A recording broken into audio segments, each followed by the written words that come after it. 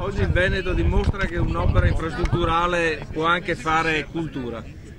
Eh sì, dimostra soprattutto che si può fare, che si può realizzare la modernità, che si può fare una striscia d'asfalto che è anche bella, perché questa sarà una cosa, sarà un bosco di 100 ettari lungo 32 km, che rende la vita più bella e più facile a tutti i veneti, anche a tutti quelli che devono attraversare il Veneto, che rende alle casse del Veneto per altri interventi a favore delle infrastrutture e del nostro territorio una consistente massa di denaro. Insomma, cosa si può volere di più dalla vita? E per fare questo istituzioni, organizzazioni professionali, società veneta si sono messe assieme.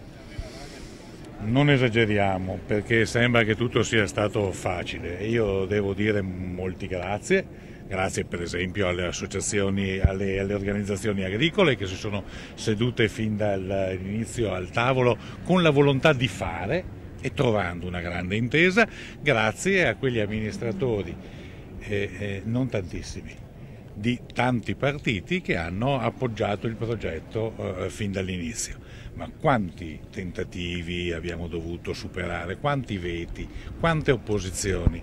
Se fosse per qualcuno noi saremmo ancora qui ad aspettare di decidere se si dovesse fare il passante oppure il tunnel.